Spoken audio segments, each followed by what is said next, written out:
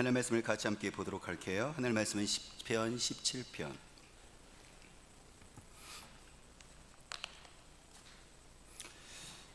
제가 주일 설교뿐만 아니라 우리 주일학교 학생의 또 청년의 우리가 설교 본문이 우리가 생명의 삶으로 우리가 지금 큐티를 하고 있잖아요.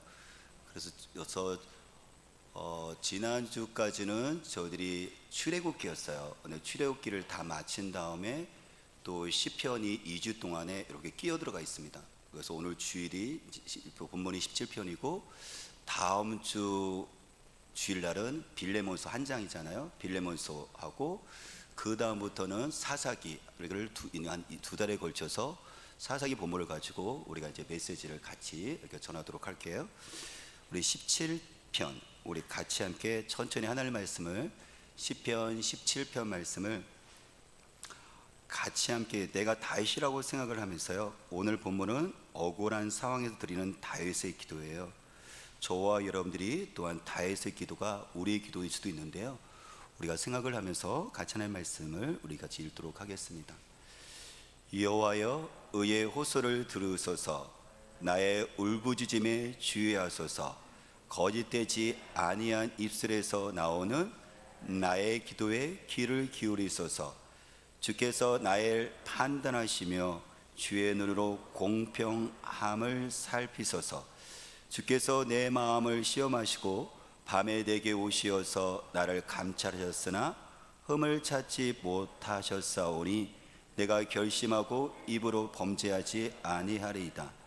사람의 행사로 논하면 나는 나의 입술의 말씀을 따라 스스로 삼가서 포악한 자의 길을 가지 아니하였사오며 나의 걸음이 주의 길을 굳게 지키고 실족하지 아니하였나이다.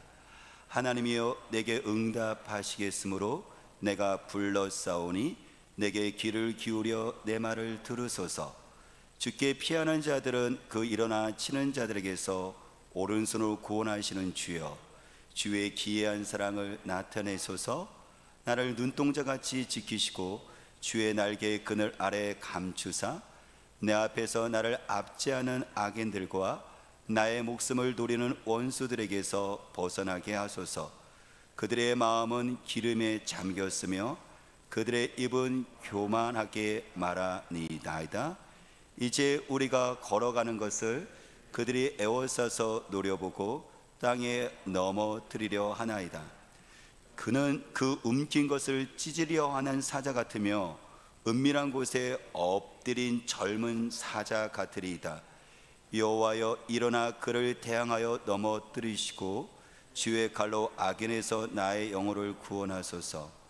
여호와여 이 세상에 살아있는 동안 그들의 분깃을 받은 사람들에게서 주의 손으로 나를 구하소서. 그들은 주의 제물로 배를 채우고 자녀로 만족하고 그들의 남은 산업을 그들의 어린 아이들에게 물려주는 자니이다. 나는 의로운 중에 주의 얼굴을 배우리니 깰 때 주의 형상으로 만족하리이다. 아멘. 저와 여러분들은 원하던 원하지 않던 억울한 상황 속에 우리가 들어갈 때가 참 많아요. 이게 1년 전이든 지금이든 내년이든 아니 심지어 어제든 오늘이든 어떻게 보면 매일매일의 삶 가운데 속에서 우리가 원하지 않는 억울한 상황 속에 우리가 들어갈 때가 많이 있거든요. 근데 그것은 왜냐하면 우리 인간 살아가는 세상이 아니 심지어 저와 여러분들의 인간 자체가 죄성을 갖고 있기 때문에 그래요. 예수를 믿지만 여전히 우리는 죄의 영향을 우리가 죄의 성질 그렇죠? 우리들의 자신은 또 여전히 죄성을 갖고 있잖아요. 근데 성경에서 죄를 이야기할 때 우리가 구약 성경에 보면 부이라고 해석되어진 것이 구약 성경은 히브리어로 되어 있잖아요. 그건 아본인데 이 아본이 구약에서 우리 성경에는 우리가 불이라고 번역되어 있는데 이 아본의 뜻이 뭐냐면 삐뚤어지다 구부러지다예요. 저를 한번 잠깐 보시겠어요? 이게 바른 거잖아요. 근데 죄는 원래 자체 뜻이 뭐냐면 구부러지다예요. 삐뚤어지다예요. 그렇기 때문에 그러니까 내 마음이 이렇게 삐뚤어져 있는 거예요. 내 마음이 이렇게 구부러져 있는 거예요. 그래서 누군가가 나한테 이야기를 할 때 내 마음이 이렇게 삐뚤어져 있으니까는 이것을 내가 어떻게 하죠? 받아들일 때에서 오해를 하는 거죠. 잘못 받아들이는 거죠. 그래서 우리는 종종 얘기하잖아요. 나 그 뜻으로 말한 거 아니야 라고 얘기하는데 상대방은 어떻게 하죠? 다르게 받아들여요. 또 다른 사람들도 나한테 얘기를 하는데 나도 그렇죠. 다른 사람들도 나한테 얘기를 할 때에서도 상대방은 나에게 이렇게 얘기한 것은 아닌데 심지어 가까운 부부도 나에게 그렇게 얘기하는데 나는 그 배우자의 얘기에 대해서 어느 때는 섭섭하고 어느 때는 화가 날 때가 있어요. 그것은 왜 그러냐면은 이게 왜냐면 우리들 인간 자체가 이렇게 죄라는 그 뜻이 구부러지다 삐뚤어지다라고 어떤 갖고 있거든요. 그렇기 때문에 저와 여러분들 그 얘기를 들을 때 뭐냐면 나도 잘못 받아들이거든요. 그래서 우리는 오해라는 단어를 써요. 그래서 우리가 원하던 원하지 않던 저와 여러분들의 삶 속에서 인간의 사는 삶 속에서는 이 억울함이 작은 것이든 큰 것이든 다 있습니다. 그러면 우리가 이것을 어떻게 풀 것인가, 어떻게 이것을 하나님의 말씀 안에서 이것을 가정에서 직장과 삶 가운데 속에서 이 억울함을 어떻게 정말 성경적으로 우리가 잘 이것을 해결할 것인가를 우리가 오늘 다윗의 기도를 통해서 배우게 되었습니다. 되어집니다. 다윗은 억울한 상황 속에 들어갔거든요. 다윗은 이스라엘 민족이 블레셋과 싸우러 갈 때 사울 왕과 군사들은 숨어버렸어요. 전쟁터에 가서 목숨 걸고 싸워야 되잖아요. 근데 막상 나가보니까 그 전쟁에 블레셋에서는 아주 유명한 거인 장군이 있었는데 골리앗이에요. 이 장군을 누가 이기겠어요? 그러니까 사울 왕도 군대도 다 숨어버리죠. 다윗이 마침 아버지의 심부름을 갔다가 그것을 보면서 비록 그가 소년이었음에도 불구하고 하나님의 그 이름이 모독당한 것을 보면서 그가 물맷돌을 던져서 골리앗을 쓰러뜨리죠. 엄청난 기적의 역사가 일어난 거죠. 전쟁에서 돌아오게 되어지면 당연히 수도에서 성에서 백성들이 나와서 왕과 군대들을 맞이하죠. 승리했으니까. 막 그 환영하는 속에서 여자들이 만들어진 노래가, 승리의 노래가 들립니다. 사울은 천천히고 다윗은 만만이라고요. 여러분들 천과 만이 누가 더 높은 숫자죠? 당연히 만이 더 높죠. 그러니까는 그 속에서 왕의 칭송을 받아야 되는데 사람들은 그 얘기를 듣고 지금 다윗을 높이고 있는 거예요. 그 얘기를 누가 들었을까요? 사울은 그 얘기 듣고 불편해요. 아니 이것은 내가 받아야 할 칭송인데 백성들이 다윗에게 그 칭송이 가고 있으니까 그는 시기심을 갖기 시작합니다. 근데 마침 그런 가운데 속에서 공개적으로 그가 다윗을 하면 억울함을 줄 수 있고 다윗을 죽일 수 있는 기회가 포착되어지는데 그것이 뭐냐면 소문이 돌기 시작을 해요. 다윗이 사울 왕을 해치려고 한다. 그래서 왕의 자리를 뺏으려고 한다 라는 얘기가 신하들 사이에서 백성들 사이에서 돌기 시작을 하는 거예요. 그러면 당연히 사울 왕은 그것을 진위를 알아보고 그렇지 않다는 것을 판단을 해야 되는데 사울 왕은 그것을 그냥 받아들입니다. 의도적으로. 왜요? 그 안에는 시기심이 있었거든요. 그래서 사람들 속에서 도는 사울 왕을 다윗이 해치려고 합니다. 왕의 자리를 노립니다 라는 얘기를 듣고 나서 다윗을 계속해서 죽이려고 하는 것을 다윗은 알고 다윗은요 궁궐을 떠나서 광야의 도망자의 삶을 7년간의 삶을 살아요. 그런데 만일에 저와 여러분들이 다윗이라면 얼마나 억울하겠어요. 다윗은 평소에 그 삶이 만일에 정말 다른 사람에게 비난받을 만한 일을 했다면 더 억울하죠. 근데 다윗은 어떤 사람이었어요? 사울 왕을 도와서 나라를 구한 사람이에요 지금. 그리고 뿐만 아니라 하나님의 말씀대로 살려고 애썼던 그 사람인데 지금 이렇게 사람들이 모함을 해서 자기로 하여금 손가락질하고 지금 죽이려고 하고 있거든요. 그러니까 다윗은 이 억울한 상황 속에서 지금 어떻게 하고 있을까요? 아니 여러분들이 우리가 갖고 있는 억울함은 무엇일까요? 저와 여러분들이 사람과의 관계에서 학생은 학생대로 여러분의 자녀들은 학교와 학원에서 아마 이 억울함들이 있을 거예요. 어른들은 직장에서 일터에서 여러분들 또한 교회에서 심지어 여러분들 가정에서 여러분들 그런 억울함과 힘든 것들이 있을 거예요. 그 억울한 것들은 무엇일까요? 아니 저와 여러분들의 그 억울함을 여러분들은 그때 누구에게 가져가서 호소를 하나요? 오늘 성경에 보니까는 1절과 2절 말씀 우리 같이 함께 읽어볼까요? 본문 17장 1절 2절 이렇게 다윗은 기도를 해요. 읽습니다. 여호와여 의의 호소를 들으소서, 나의 울부짖음을 주의하소서, 거짓되지 아니한 입술에서 나오는 나의 기도에 귀를 기울이소서. 주께서 나를 판단하시며 주의 눈으로 공평함을 살피소서. 라면서 다윗은 자기 억울함을 지금 누구에게 호소하느냐면 사람들에게 호소를 하는 것이 아니라 하나님께 호소를 해요. 왜냐하면 하나님은 2절 말씀 보니까는 주의 판단은 어떻겠죠? 공평하십니다. 주님께서 판단하시는 것은요, 이것은요 다윗의 억울함을 충분히 이것을 풀어줄 수가 있어요. 왜냐하면 하나님의 그 판단은 치우치지 않으니까, 하나님의 판단은 그것은 공평하니까. 근데 우리 인간의 판단은요, 이게요 공평치 못할 가능성이 많아요. 제가 온수대교회 목사잖아요. 근데 우리 교회 집사님하고 다른 교회 집사님하고 어떤 일로 해서 갈등이 일어났어요. 그러면 제가 누구 편을 들까요? 제 판단은 어디로 갈까요? 저의 눈은 공평할까요? 아니요, 그럴 가능성이 거의 없어요. 왜요? 저는 온수대교회에 속했다는 그 이름으로 벌써부터 저의 판단은 불공평할 수 있는 가능성이 정말, 한쪽으로 기울어질 가능성이 정말 많거든요. 만약 여러분들의 자녀와 다른 자녀와 싸우고 있어요. 만약 그런 사람이라면 내가 부모로서 여러분들 가운데 들어가서 여러분들 부모의 그 판단은 정확할까요? 그래서 공평하게 그것을 판단할 수 있을까요? 그럴 가능성이 정말 적습니다. 마찬가지로 지금 다윗은 자기의 여러분들 그 불공평한, 자기들의 그 억울한 그 상황을 사람들에게 판단에 맡기는 게 아니에요. 아니, 사람들에게 판단을 맡겨봤자 사람들은 강자인 사울 왕에게 다 붙었거든요. 그렇기 때문에 자기의 그 억울함이 사람들에게 판단에 맡겨지면 이건 계속 불공평한 거예요. 그러니까 정확한 재판장 누구인 거죠? 하나님은 공의로우신 정확한 공평하신 재판장이시거든요. 그렇기 때문에 그분 앞에 와서 하나님, 나의 억울함을 풀어주세요. 나 정말 억울합니다. 나 죄 없는데 이렇게 쫓기고 있어요. 라고 하나님께 지금 하소연을 하는 거예요. 저와 여러분들은 만일에 저와 여러분들의 삶 가운데 속에서 그 억울함이 있었을 때 누구에게 먼저 달려가서 호소를 하시나요? 근데 안타까운 것은 보면 저와 여러분들이 하나님께 먼저, 재판장인 하나님께 먼저 해서 우리가 이것을 이야기하는 것보다는 사람들에게 먼저 달려가서 여러분들이 그 얘기를 많이 할 가능성이 정말 많아요. 한번 여러분들의 삶을 돌아보세요. 그죠?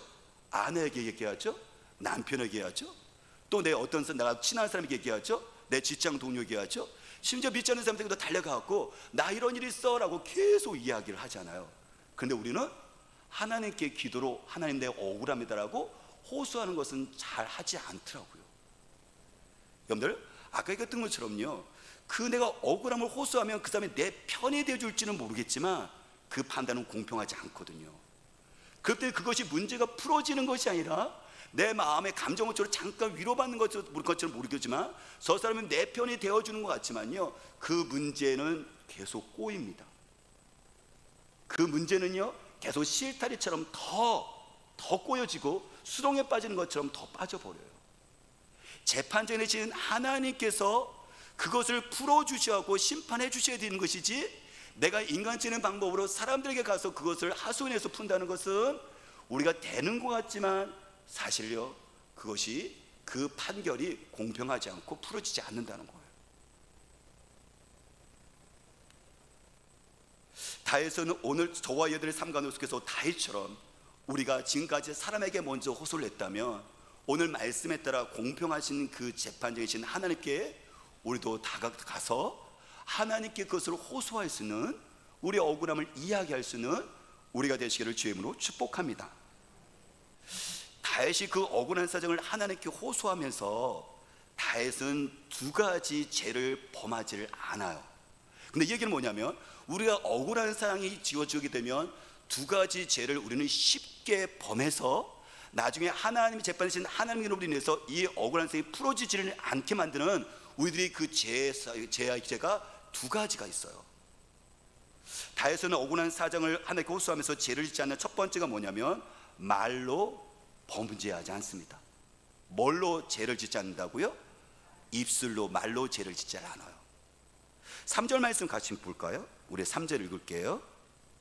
주께서 내 마음을 시험하시고 밤에 내게 오시어서 나를 감찰하셨으나 흠을 잡지 못하셨으니 내가 결심하고 입으로 범죄하지 아니하리이다 라고 이야기를 해요. 하나님께, 하나님 내가 지금 억울한데요, 하나님의 재판장이 되셔갖고요, 한번 판단해 보세요, 재판해 보세요. 그래서 나를, 하나님 공평하신 분이니까요 라고 다시 하나님께 이것을 부탁을 드렸잖아요. 그래서 하나님이 밤새도록 자기를 취조한다 할지라도, 조사하고 신문한다 할지라도 흠을 찾지를 못하겠는 거예요, 하나님이. 그래서 왜냐하면 다시 결심했어요. 뭘 결심했죠? 내가 입으로 범죄하지 않겠다라고 그가 그 억울한 상황 속에서 결심을 했던 거예요. 왜냐하면 우리는 억울한 상황이 되어지면 우리는 입술로 죄를 범할 가능성이 정말 많은 사람들이거든요. 다시 7년 동안 또 깨달았으니까는 여러분들 얼마나 억울했겠어요. 그런데 그 상황 속에서 다해서 내가 입술로 내가 이 상황 속에서 범하지 않겠다라고 결심하고 또 결심했다는 얘기는 뭐냐면, 마음속으로 내가 불쑥불쑥 올라온다는 거예요. 내가 마음속으로 저 사울, 저 신하들, 백성들을 당장 어떻게 하고 싶다는 미워하는 마음과 증오하는 마음이 마음속으로 불쑥불쑥 솟아오르기 때문에 그가 결심을 한 거예요. 아, 이러면 안 되지, 재판장에는 하나님이 계시는데 하면서 솟아오르는 그 감정과 그 마음을 어떻게 좀 결심으로 지금 누르고 또 누르고 있는 거예요 지금. 그렇죠. 우리도 다윗과 같죠. 목사를 할지라도, 여러분이 할지라도 우리가 억울한 상황이 있으면 어떡하죠? 내 마음속에서 불쑥불쑥 올라오거든요. 그래도 우리는 감정을 추스리지 못하고 상황을 더 복잡하게 만드는 것이 뭐냐면, 그 상황 속에서 입을 쏟아내는 것으로 말미암아 우리가 더 복잡하게 문제가 더 꼬이게 만드는 것이 우리의 연약한 모습이거든요. 그 때문에 다윗은 그 상황 속에 결심을 해요. 사실 그 결심도 한 번, 두 번 안 했을 거예요. 7년 동안이니까는 그 풀어질 때까지 얼마나 많은 결심했겠어요. 내가 입으로 범죄하지 말아야지, 내가 하나님께 원망하지 말아야지, 내가 저 나를 박해하는 사울을 내가 미워하는 소리로 내가 또 다른 악을 범하지 말아야지라고 7년 동안 자기를 계속하고 또 계속한 거예요. 그래서 20편 141편 3절, 우리가 너무 잘 아는 내용인데요, 이것은 다윗이 고백했던 내용이거든요. 여호와여, 내 입에 파수꾼을 세우시고 내 입술의 문을 지키소서. 이게 다윗의 고백인 거예요. 다윗이 지금 뭐라고 얘기해요? 하나님, 내 입에 파수꾼을 세워달래요. 그래서 내 입술을 지켜달래요. 그렇죠. 어떤 문에, 성에 파수꾼이 있으면 여러분들 출입을 못 하잖아요. 그런 것처럼 내 입 보세요. 내 입은 문이잖아요. 항상 열려 있잖아요. 특히 억울한 상황이 있을 때는 죄를 감정으로 쏟아내서 상황을 더 복잡하게 만들 수 있는 상황이 내 입술이거든요. 그러니까 그때 결심하는 게 뭐냐면, 하나님, 내 입술에 파수꾼을 세워서 내 입에 함부로 열려져갖고 상황이 꼬이거나 더 힘들게 하지 않도록, 미워하지 않도록 하나님 지켜주세요라고 지금 기도를 하고 있는 거예요. 사랑하는 여러분, 마찬가지로 저와 여러분들이 사무엘 상하를 보면요, 사무엘 보면은 다윗의 일생일 기록되어 있는데 사울 왕이 여러분들 계속 박해하면서 쫓아다니잖아요. 7년 동안 죽이려고 하잖아요. 그때 다윗은 보면 입술로요, 다윗 사울 왕을 향해서 부정적 얘기를 하지를 않아요. 왜 안 하고 싶겠어요? 근데 그때마다 어떻게 결심한 거죠? 파수꾼을 세우는 거예요. 계속 하나님께 도와달라고 그때마다 하나님께 도움을 청하는 거예요. 심지어 나중에 보면 압살롬 자기 아들이 반역을 통해서 그가 또 광야로 쫓겨가요. 그때 이 시므이라는 못된 사람이 뒤를 쫓아오면서 다윗을 계속 욕을 하네요. 그때는 옆에 있었던 신하가 보다 못해서, 왕이여 명령해 주십시오. 그럼 내가 단창에 한 번에 저 사람을 요절내서 죽여버릴게요 했더니 다윗이 뭐라고 이야기를 하냐면, 가만두어라. 여호와께서 허락하지 않으셨으면 저가 내게 그럴 수 없다 하면서 그 시므를 향해서도, 욕을 당하는 그를 향해서도 부정적인 얘기를 하지 않아요. 사랑하는 여러분, 저와 여러분들은 어떤가요? 가정에서 부부가 서로 갈등하죠. 갈등할 때는 여러분들 이것은 이성이 작동하는 게 아니잖아요. 그러면 내가 여러분들 감정을 쏟아올려서 나도 모르는 사이에 상대방에게 생각하지 않고 거르지 않고 단창을 던집니다. 사울처럼요, 칼을 던지고요, 칼을 휘두르고요, 창을 던져버려요. 그래서 우리가 그 예민한 마음에 우리는 여러분들 상처를 받죠. 근데 바로 그때 우리는 어떻게 된 거냐면 다윗처럼 하나님, 이 갈등 상황 속에서 아내 때문에 남편 때문에 정말 억울하고도 힘들기도 하는데 하나님, 근데 내 쏟아내는 이 말로 인해서 또 상처를 줄까봐, 미울까봐 두려운데 하나님, 파수꾼을 세워주십시오, 내 입술의 문을 지켜달라고 바로 그 순간에 결심을 해야 되는 거죠. 만일에 성도와 성도 사이 속에서 여러분들이 억울한 일이 있나요? 그랬을 때 저와 여러분들은 그때 다른 사람 앞에 서서 내가 화소이라면서 그 사람을 험담하거나 비난할 가능성이 정말 많은 사람들이거든요. 그렇게 연약한 사람들이에요. 그때 또 어떻게 되느냐면은 하나님, 나에게 파수꾼을 세우셔서 내 입술의 문을 지켜달라고, 내가 다른 성도들을, 다른 사람들 앞에서 내가 비난하고 험담하고 싶을 때 그것이 분명히 옳은 것은 맞는데 이것도 또 죄를 짓는 거잖아요. 그때 또 다윗처럼 하나님께 결심해서 입술에 파수꾼을 세우는 거죠. 저와 여러분들의 삶 가운데 속에서 이렇게 억울한 일이 펼쳐졌을 때 다윗처럼 입술에 파수꾼을 세워달라고 결심하고 하나님의 도우심으로 우리가 또 말로 죄를 짓지 않는 우리가 되시기를 주님으로 축복합니다. 다윗이 이렇게 억울한 상황 속에서 하나님께 호소하면서 첫 번째는 말로 죄를 짓지 않고, 두 번째는 행동으로 다른 사람 사울을 해치지 않아요. 4절과 5절 말씀 볼까요? 4절 5절을 같이 읽을게요. 읽습니다. 사람의 행사로 논하면 나는 주의 입술의 말씀을 따라 스스로 삼가서 포악한 자의 길을 가지 아니하였사오며 나의 걸음이 주의 길을 굳게 지키고 실족하지 아니하였나이다 라고 이야기를 해요. 사람의 행사로 논하며, 얘기가 뭐냐면 사람들은 어떤 일에서 행한다는 거거든요. 근데 사람들은 어떻게 지금 행하고 있는 거예요? 사울은 지금 포악한 그 일을 행하고 있어요. 그러면 다윗은 그 억울한 상황 속에서 사람의 행사로 의하면 당연하게 어떻게 하죠? 그게 반응해 갖고요, 같이 창을 던집니다.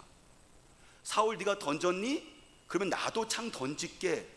사울, 네가 나한테 칼을 휘둘렀니? 그럼 나도 칼을 휘두를게. 네가 나한테 활 쐈니? 그럼 나도 그러면 활을 쏘게 하는 것이, 이게 사람의 행사인 거예요. 이게 사람들의 본능인 것이고, 이것이 사랑하시 세상 사람들이 살아가는 모습인 거예요. 근데 다윗은요 어떻게 하냐면 그 포악한 자의 길로 가지 않습니다. 나의 걸음이 주의 길로 굳게 걷습니다. 남들이 어떻든 그는요 하나님의 말씀을 기준을 통해서 하나님의 말씀대로 행동을 합니다. 그래서 사무엘상 24장 6절 보면 성경 다윗은 이렇게 고백을 해요. 이렇게 행동을 했죠. 자기 사람들에게 이르되 내가 손을 들어 여호와의 기름 부음을 받은 내 주를 치는 것은 여호와께서 금하시는 것이니 그는 여호와의 기름 부음을 받은 자가 됨이니라 하시고 라고 했습니다. 이 얘기는 뭐냐면요, 다윗이 지금 사울의 시기심과 그리고 공개적으로 그 모함을 받아서 나를 지금 해치려고 한다는 것을 가지고 여러분들 사울 쫓아가잖아요. 다윗이 목숨을 구하기 위해서 도망가는데 도망갈 곳이 당연히 사람이 없는 거, 피할 곳이잖아요. 광야예요. 지금은 우리는 산으로 도망가지만 이스라엘 사람들은 산이 없거든요. 이게 벌판 광야예요. 근데 신기한 건 뭐냐면 왜 광야로 도망가냐면 그러면 다 산이 아니고 드러나겠네, 이게 아니라 광야에는요 이 땅속으로 굴이 정말 많아요. 거기는 이 지형적으로. 그러니까 다윗이 지금 살기 위해서 엔게디 광야로 도망갔어요. 그래서 숨어 있는데 사울과 군대가 쫓아왔는데요, 쫓아오다가 사울이 이게 큰 게 마려운 거예요. 이게 변이 마려운 거예요. 근데 왕의 체면에 이 군대가 있는 앞에서 이렇게 할 수가 없잖아요. 근데 마침 보니까 동굴이 있으니까 너희들 저 잠깐 여기 있어 하고 들어가서 큰 거를 변을 보고 있는데 거기 누가 있었던 거예요? 다윗이 숨어 있었거든요. 그럼 그 순간은 한순간에 없앨 수 있는 기회인 거예요. 정말 좋은 찬스인 거예요. 실제로 다윗을 쫓아가는 여러분들 그 장군들도 얘기합니다. 하나님의 주신 기회 같은데요, 한 칸에 없앨까요? 당신을 해치려고 했으니까는 당신이 다 사울을 죽여버리면 이게 문제 해결되는 거 아니잖아요. 억울함 풀어줄 수 있잖아요 라고 얘기하는 거예요. 그랬을 때 다윗이 그렇게 하지 말라고 명령을 내려요. 왜요? 복수 갚는 것은 하나님께서 하시는 것이고 하나님께서 기름 부은 자, 하나님께서 세운 자이기 때문에 내가 그것을 할 수 없다라고 하면서 마땅히 다른 사람들의 행동을 해치겠지만 다윗은 어떻게 하냐면 그것을 해치지를 않아요. 심지어 사무엘상 26장 11절 말씀이면 똑같은 내용이 나오는데요. 이게 그러면 사울이 다윗이 자기를 이렇게 살려줬으면 고마워야 될 거 아니에요. 그러면 이제 억울함을 풀어주고 더 이상 쫓아오지 않아야 될 거 아니에요. 사울이 또 쫓아옵니다. 그래서 26장 말씀 보면요, 그가 광야라 속에 진을 치는데 다윗이 자기의 장군과 같이 함께 사울에게까지 거기 들어가요. 그래서 사울이 갖고 있는 물병을, 왕이 먹는 물병을 가지고 나와요. 그 얘기는 뭐냐면은 다른 사람들이 모함해서 당신을 왕을 해치고 왕의 자리를 노린다고 하는데, 사울 왕이여 보십시오, 당신이 잠들는 사이에 내가 물병을 가져왔는데 만약에 내가 해치려는 그 다른 사람들 말대로, 소문대로 해치려고 했다면 물병을 가져오는 것이 아니라 당신을 해칠 것입니다. 그런데 나에게는 그런 마음이 전혀 없습니다. 그거는 억울합니다 라는 것을 지금 보여주고 있는 거거든요. 그러면서 거기서 그 물병을 가져올 때 목숨을 누릴 수, 산승을 없앨 수 있는 사이 때 같이 갔던 장군이 얘기해요. 왕이 없애죠, 억울함을 풀어줄게요 그랬더니 똑같이 얘기하는 거예요. 아니다, 하지 말라. 하나님께서 기름 부은 자 하나님께서 알아서 하실 거다 라고 그 사울왕에서 같이 창을 던지거나 칼을 휘둘거나 화살을 쏘지 않았다는 거예요.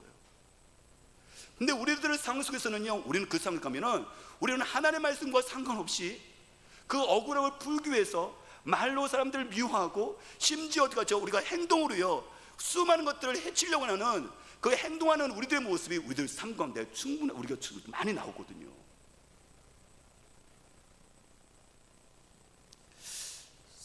다윗은 알고 있어요. 하나님은 살아계시고 하나님은 나를 정확하게 판단해서 하나님은 공평하신 재판장이기 때문에 나를 또 억울하게 하지 않을 것이라는 다윗은 그 하나님에 대한 절대 그 공평함에 대해서 그는 의지해서 이 행동들을 해치지 않는 행동을 하고 있는 거예요. 성경 로마서 12장 19절에서 20절 이렇게 말씀하죠. 원수 갚는 것이 내게 있으니 내가 갚으리라고 주께서 말씀하시니라. 내 원수가 줄이거든 먹이고 목마르거든 마시게 하라. 그래요, 원수 갚는 것이 누가 하는 거라고요? 내가 하는 것이 아니라 재판장이신 하나님께서 심판하실 거예요. 그분은 공평하신 분이기 때문에, 인간 재판장보다도 더 공평 확실하신 분이기 때문에 그 억울함 반드시 풀어주십니다. 근데 내가 그것을 푸는 게 아니라, 내가 재판장이 아니라 하나님께서 그 원수 갚는 것들을 재판장이신 거 풀어주실 거고, 그 대신 내가 해야 될 건 뭐예요? 그 원수를 향해서 선대하는 거예요. 나를 힘들게 하는 사람을 위해서 굶주렸으면 먹을 것 주고 목마르면 마실 것을 주는 거예요. 왜요? 예수님이 나에게 그렇게 하셨거든요. 내가 죄인됐을 때 그리스도께서 나를 위해서 죽으심으로 하나님께서 자기에 대한 사랑을 확증하셨거든요. 그래요, 이게 사랑인 거예요. 사랑이 푸는 거지 미움이 여러분들 푸는 건 아니거든요. 사랑의 문제를 푸는 거예요. 미움이 푸는 게 아니에요. 복수가 푸는 게 아니에요. 그렇죠, 하나님과 나의 원수된 것을, 이게 어떻게 원수된 것을 누가 풀어주셨어요? 예수님께서 대신해서 죽으심으로 말미암아 어떻게 하죠? 이게 풀어진 거예요. 마찬가지로 저와 여러분들도 하나님과 원수된 우리를 예수님께서 우리를 선대하심으로 말미암아 십자가에서 피 흘려 죽으심으로 말미암아 하나님과 내가 화목하게 됐던 사람들이거든요. 그래요, 이게 바로 예수 그리스도의 사람들의 억울함을 풀어가는 삶의 방식인 거예요. 세상의 방식대로 미워하며 같이 미워하고 해하며 같이 창을 던지는 것은, 이것은 세상의 습관 속에서, 정글의 법칙 속에서 이것이 해결되어지는 것이 아니라 우리는 하나님 나라의 뜻을 이루는 사람들인데, 그거는 방금 말했던 것처럼 다윗처럼 재판되신 하나님께 맡겨드리면서 해결해가는 사람들을 통해서 이 땅과도 주님의 뜻이 이루어지는 것이죠. 저는 6절을 보면서 참 부럽기도 하고 도전했던 것이었는데, 6절 우리 같이 읽어볼까요? 읽어볼게요. 하나님이여 내게 응답하시겠으므로 내가 불렀사오니 내게 귀를 기울여 내 말을 들으소서. 다윗은 호소하면서요, 하나님 응답하시는 것에 대한 확신이 100% 있었어요. 여러분들은 기도하면서 하나님이 응답하실 것이라는 것을 확신을 어느 정도 가지세요? 10%? 20%? 70%? 다윗은요, 자의 억울함을 풀어낸다는 확신이 100% 있었어요. 그건 뭐냐면은 하나님은 공평하신 분이라는 그것을 절대 신뢰를 하고 있었고, 또 한 가지는 다윗은요 그러면서 자기가 그 억울함 속에서 하나님 앞에서 죄를 짓지 않았거든요. 두 가지 죄 뭐였었죠? 말로 또 행동으로 죄를 짓지 않았었거든요. 그렇기 때문에 하나님이요 내게 응답하시겠고, 내가 이렇게 하소연하면 하나님께서 부르면 하나님께서 내 말을 들으시고 응답하시겠죠 라고 100% 확신을 갖고 있었는데, 그것은 다시 말하면 아까 말한 것처럼 그가 하나님과의 관계 속에서 정말 친한 거예요. 이 억울한 속에서 하나님은 나를 믿어주시겠지라는 이 하나님이 내 편이시라는 이 확신이 100% 있는 거예요. 이걸 우리가 좀 어렵게 얘기하면, 다윗은 하나님과의 친밀한 관계와 하나님과의 바른 관계를 갖고 있었기 때문에 하나님의 응답하신다는 확신을 갖고 있었다는 겁니다. 다시 말하면 다윗은 쫓겨가는 그런 억울한 상황에서 누렸을지라도 여러분들 다 사울과 백성들과 사표 속에서 늘 그렇게 똑같이 그런 사람들의 그 길을 가지 않았었던 그 이유가 무엇이냐면은 하나님과의 그런 친밀한 관계를 끊임없이 불구하고 계속 유지하고 있었다는 거예요. 그것을 우리가 어떻게 알 수 있냐면, 아까 5절 말씀은 4절과 5절 말씀은 이렇게 얘기했거든요. 사람의 행사로 논하면 나는 주의 입술의 말씀을 따라, 근데 이 말씀을 5절에 나의 걸음이 주의 길을 굳게 지키고, 이 얘기를 했거든요. 우리가 인생길을 가잖아요. 여러분들의 자녀들이 아빠가 앞에 가면 여러분들의 아기들이 아장아장하면서 어떻게 하죠? 아빠의 발자취를 따라오죠. 그죠? 그런 것처럼 주님이 가신 그 길이 있어요. 근데 그 길을 우리가 따라가는 거잖아요. 그 발자취를 우리가 밟으면서 따라가는 거잖아요. 근데 그것이 뭐냐면은 주께서 하신 말씀을 따라가는 거예요. 그러니까 다윗은 지금 그가 확신할 수 있는 것은 뭐냐면, 그래 하나님의 세운 사람은 하나님께서 그것을 갚으신다 말씀하셨으니까, 이게 말씀이 있으니까 이 말씀의 기준대로 자기의 감정대로 자기 사람들의 의견에 따라서 가는 것이 아니라 이 말씀대로 한 걸음 한 걸음 주님이 가신 길 것처럼 나도 한 걸음씩 어린아이가 부모 따르는 것처럼 따라가는 거예요. 이게 7년 동안 이루어진 거거든요. 다시 말하면 하나님과의 관계가 그는 친밀해요. 그렇기 때문에 하나님께서 그는 생각하죠. 하나님이 이 문제에 억울함 해결해 줄 거라고 그는 알고 있어요. 성경 요한복음 15장 7절 이렇게 말씀하시죠. 너희가 내 안에 거하고 내 말이 너희 안에 거하면 무엇이든지 원하는 대로 구하라. 그러면 이루라고요. 그렇죠? 이 얘기는 뭐냐면 포도나무하고 가지 비유한 거예요. 여러분들 포도나무가 있죠. 본체가 있죠. 가지가 있죠. 가지가 잘라서 나오면요, 이 가지 아무리 멋지더라도 화려하더라도요 이게 말라서 죽습니다. 가지가 살아가는 가지의 생명은, 가지의 능력은, 가지의 풍성함은 자신에게 있는 것이 아니라 이게 뭐예요? 본체인 포도나무에 붙어 있는 거예요. 이게 다윗이 그 쫓기는 상황 속에서 할지라도 하나님께 계속 붙어 있는 거예요. 계속 붙어 있기 때문에 거기서부터 생명을 공급받고 하나님의 기쁨을 공급받고 하나님의 만족을 기쁨받고 버틸 수가 있었던 거예요. 여러분들 어떻게 버팁니까? 그 상황을, 그 억울한 상황을요. 그런데 포도나무가 가지가 붙어 있으면요, 이게 어떻게 하죠? 너희가 내 안에 가고 내 말이 너희 안에 거하면, 이게 관계가 이루어지게 되어지면, 교제가 이루어지면은 여러분들 가지로 포도나무에서부터 이게 공급되어지는 거예요. 이게. 억울한 상황뿐만 아니라 우리 삶 가운데 절망적인 상황과 이 실패의 상황 가운데서도 하나님의 관계를 점검해 보는 것은 정말 중요해요. 이게 회복할 수 있는 출발점이거든요.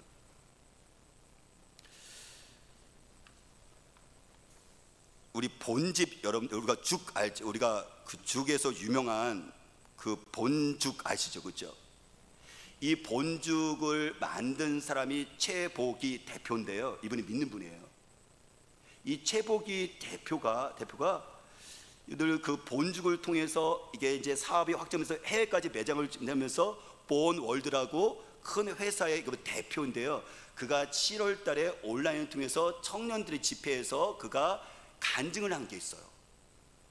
그게 주제가 뉴 노멀 시대 리더에게 요구되는 찐 리더십은 무엇인가에 대해서 청년들에게 간증을 했었는데, 그가 30대 초반에 승승장구하잖아요. 이게 너무 잘 됐잖아요. 매장을 계속 늘려가잖아요. 그때 보니까는 일에 대해서 성취를 계속 해당하는 데 집중하다 보니까는 하나님과의 관계가 소홀해지면서 사업에 크게 실패를 하게 되죠.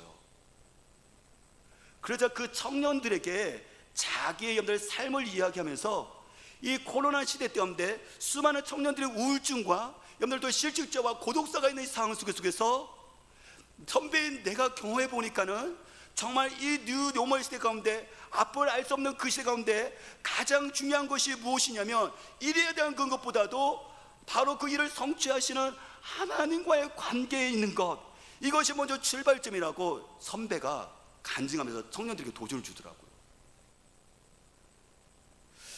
그 간증의 일부분 보면 그가 이런 얘기를 했어요. 숱한 실패를 경험하며 이 세상은 내 힘으로만 살아갈 수 없으며 나는 마른 막대기와 같은 아무것도 아닌 존재라는 것을 깨달았어요. 길은 딱 하나입니다. 예수님께 접붙여져 그분으로부터 흘러나오는 생명, 기쁨, 능력, 사랑, 지혜로 살아내는 것입니다. 그러면 우린 우리의 힘이 아닌 하나님의 힘으로 어려움을 이겨낼 수 있습니다라고 이 믿음의 선배인 이 최복이 대표가 자기가 사업에서 승승장구해서 그 성취를 꼈을 때 하나님과 관계 교제가 소홀해지만 아마 실패를 통해서 자기가 깨달은 거예요. 그렇구나, 내가 가지로서 내가 능력을 생각했는데 막상 떨어져서 실패를 보니까는 이 공급함이 나에게 있는 것이 아니라 본체인 하나님께 있는 것이구나, 그걸 알고 그렇다면 그 다음부터 철저하게 본체이신 예수님께 붙어 있으려고요 그가 몸부림을 쳐요. 사랑하는 여러분, 우리는 지금 코로나의 불투명한 미래를 살고 있어요. 그래서 우리 현실은 여러분들 현실의 무게가 너무 무거워요. 사실 다윗도 그랬었거든요. 오늘 다윗을 보니까 사울왕과 군대가 쫓아왔을 때 9절 말씀 보내면 뭐라고 그러냐면 나의 목숨을 노리는 원수들이 왜 이렇게 많은지, 다시 말하면 자기 힘으로 그거를 극복을 못하는 거예요. 이게 원수가 너무 많으니까, 군대가 계속 쫓아오니까. 그것을 어떻게 비유했냐면 12절에는 은밀한 곳에 숨어서 먹잇감을 누리는 젊은 사자와 같대요. 그렇죠, 여러분들, 사자가 숨어있다가 먹잇감을 덮쳐버리잖아요. 그러니까 사슴이든지 다른 동물들은 여러분들 이게 준비도 안 되는 거예요. 왜? 숨어있다가 먹잇감을 노려서 달려들으니까. 이게 뭐라고 얘기하냐면 다윗의 인생만 이게 아니라 우리 인생인 거예요. 코로나뿐만 아니라 수많은 여러분들 어려움들이 젊은 사자같이 숨어있는 위기들이 우리를 자녀들과 우리 삶을 계속 덮칠 거예요. 사업이요, 직장이요, 일터요, 아니 우리 자녀들과 미래요. 여러분들 수 없는 은밀한 젊은 사자들이 먹잇감 들면서 덮칠 겁니다. 그 때문에 우리가 버틸 뿐만 아니라 살아있을 뿐만 아니라 우리가 이것을 넉넉히 감당할 수 있는 방법은 무엇이냐면 다윗처럼요 하나님께 붙어 있는 거예요. 그럴수록 더 붙어 있는 거예요. 붙어 있기만 하면 이게 어떻게 하죠? 거기서부터 힘이 주어져요. 붙어 있기만 하면 내게 능력 주신 자에서 내가 그 일을 감당할 수 있는 거예요. 그래서 다윗이 여러분들 뭐라고 얘기해요? 상황은 바뀌지 않는데 하나님의 응답하시겠고라는 확신이 있어요. 그러면서 그 뒤에 뭐라고 나오냐면 주님께서 나에게 눈동자처럼 보호해 주실 것이고, 오늘 눈동자, 그렇죠? 민감하잖아요. 눈동자처럼 보호해 주실 것이고, 암탉의 병아리를 품는 것처럼 주님의 날개 그늘 아래 나를, 그날에 나를 감춰 주실 것입니다 라고 고백하는데, 실질적으로 나중에 보면 하나님께서 그를 어떻게 하죠? 바로 사울의 그 공의로부터 그를 건져 주시고 하나님 원하신 대로 그를 두 번째 왕으로 세우시죠. 사랑하는 여러분, 저와 여러분들이 이 코로나 상황 속에서 하나님은 우리에게 하시는 말씀이 무엇일까요? 아니 억울한 상황 속에서 사랑과의 관계 속에서 하시는 말씀이 무엇일까요? 여러분들, 사랑과의 관계 문제가 아니라, 아니 보여지는 것은 그 사람과 나의 관계예요. 그 문제 때문에 그 사람과 내 삶에 갈등하고 있어요. 그 문제 때문에 남편과 내가 어떻게 하죠? 관계가 껄끄러워요. 그 문제 때문에 성도가 서로 여러분들 힘들어요. 그런데 분명 보여주는 것이지만 그거를 해결할 수 있는 키는 뭐냐면, 그것이 뭐냐면, 그 관계는 뭐냐면 하나님과 나의 관계를 먼저 다시 점검하는 거예요. 만약에 여러분들이 사업이 정말 힘들고 어렵다 했을 때 점검할 것은 사업을 어떻게 운영하는 분을 점검해야 되지만, 여러분들, 가지가 포도나무에 붙어 있는 것처럼 내가 하나님께 정말 붙어 있는지를 다시 보면서 내 사업을 점검하지만 하나님과 나에게 과연 친한가라는 이 교제를 다시 점검하는 것부터 출발을 시작하기를 하나님께서 원하신다는 거예요. 그랬을 때 주님께서는요, 우리를 건져 주실 것이고, 우리를 다시 이끌어 주실 것이고, 그리고 사람들 앞에 속에서 하나님의 어떤 분이신지를 분명하게 보여주실 것입니다. 저와 여러분들이 억울한 상황이 있으신가요? 어려운 상황이 있으신가요? 그렇다면 오늘 주님의 그 공평하심에 우리가 호소하십시오. 더 나아가서는 그 상황과 어려운 속에서 나의 입을 지키고 나의 행동을 우리 주님 말씀대로 따라서 한 걸음씩 옮겨가시기를 원합니다. 성령께서 우리를 도와주실 것입니다. 같이 기도하겠습니다.